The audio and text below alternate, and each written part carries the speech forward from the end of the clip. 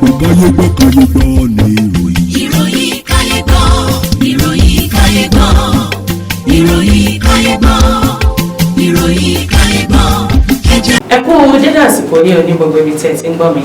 Ìròyìn kayegbo ni mo mú wá fún yín láti ìkànnì Jígí Alára. Orúkọ mi ni Olúwafúnmiláyọ̀ Adéṣẹ́wọ́. Ṣáájú ẹ gbọ́ kókó tó wà nínú ìròyìn ọ̀hún. Ìjàmbá iná ṣẹlẹ̀ ní Èbúté Mẹ́ta ní ìpínlẹ̀ Èkó. Wọ́n mú ọkùnrin kan fún ẹ̀sùn pé ó gbẹ̀mí ìyàwó ẹ̀gbọ́n rẹ̀ pẹ̀lú àáké ní ìpínlẹ̀ Iroyin. Wọ́n ti sọ ọkùnrin kápẹ́ńtà kan sẹ́wọ̀n gbére nítorí ó bá ọmọ ọdún 12 ní àjọṣepọ̀. Ènìyàn 12 pàdánù ẹ̀mí wọn tí àwọn 28 sì farapa níbi ìjàmbá ọkọ̀ tó wáyé ní òpópónà Másọ̀sẹ̀ Zaria sí Kánò. Àwọn agbésùnmọ̀mí gbẹ̀mí ọmọ ológun kan àti àwọn mìíràn níbi ìkọlù tó wáyé ní ìpínlẹ̀ Benue. Kí tó tẹ̀síwájú nínú ìròyìn yìí, ẹ jẹ́ kí a dókè lọ́hùn fún ìpolówó ọjà.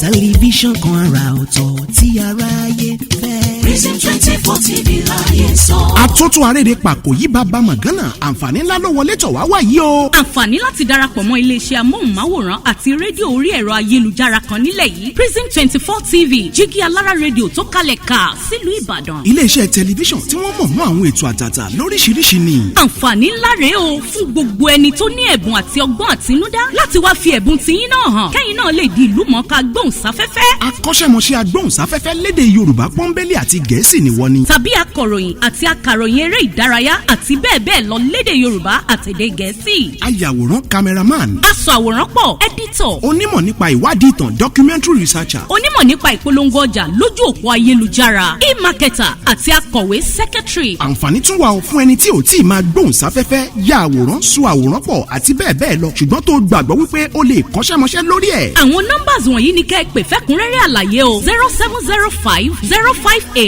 0241 àti 09039893895. tàbí kẹ́ WhatsApp nìkan sórí +1347 285 7401. lórí Facebook, Instagram àti Twitter ẹ kàn sí @prism24tv. wá lo ẹ̀bùn tiẹ̀ náà níbi táyé ó ti gbà ọ́ ní Prism 24 TV Jígí Alára rédíò a máa retí yín o. Prison 24 TV Jígí Alára rédíò ní gbogbo àwọn tó dá mọ̀ ń gbọ́. Prison 24 TV Jígí Alára rédíò ní gbogbo àwọn tó dá mọ̀ ń sọ. Tẹlifíṣàn kan àrà ọ̀tọ̀ tí aráyé ń fẹ́. Prison 24 TV láyé sọ. Ó ti akájọ tẹ̀ síbi táyé ti tẹ̀ sí ó yá. Prison 24 TV láyé sọ. Ẹ káàbọ̀ padà láti òkè lọ́hùn-ún. Ìròyìn ọ̀hún rèé lẹ́kùnrẹ́rẹ́. Ìjàmbá iná ṣẹlẹ̀ ní Èbúté Mẹ́ta ní ìpínlẹ̀ Èkó. Ìjàmbá iná kan wáyé ní ilé alájà kan ní Èbúté Mẹ́ta ní ìpínlẹ̀ Èkó. Ìjàmbá iná náà ni wọ́n gbé sórí ìtàkùn àgbáyé X ní ọjọ́ Ajé Monday láti ọwọ́ Trix Eric. Gẹ́gẹ́ bí fọ́nrán náà, iná jó gbogbo abala òkè ilé náà. Lásìkò tí ìròyìn yìí ń jáde, kò sí àwọn elétò ààbò kankan níbi ìṣẹ̀lẹ̀ náà. Gbogbo ìgbìyànjú àwọn oníròyìn láti bá Lagos Fire Service sọ̀rọ̀ ló já sí pàbó.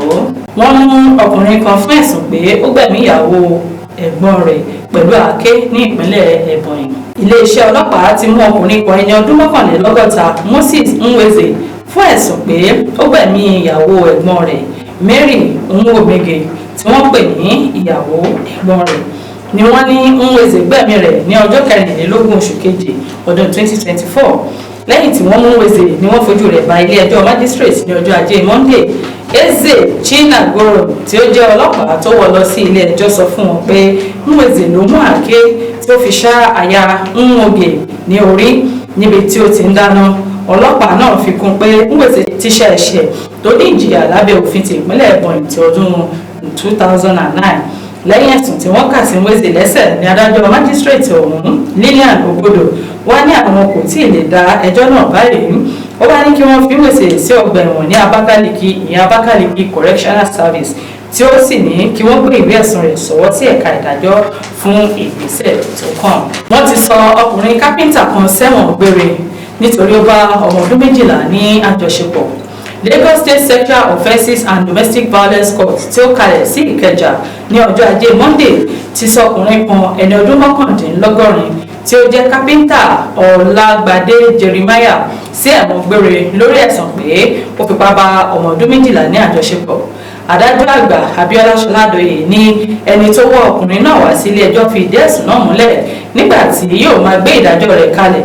Ṣọládòye ní ọmọ yìí ní òun ń ta omi pure water tí olùjẹ́jọ́ sì máa ń ra omi lọ́wọ́ òun tí ó sì ra gbogbo omi ní ọjọ́ tí òun kò bá tà. Gẹ́gẹ́ bí adájọ́ àgbà náà ṣe wí, ó ní ọmọ náà ní olùjẹ́jọ́ yóò fún òun ní ọgọ́rùn-ún náírà nígbà tí ó bá ṣe kò tọ́ pẹ̀lú òun tán.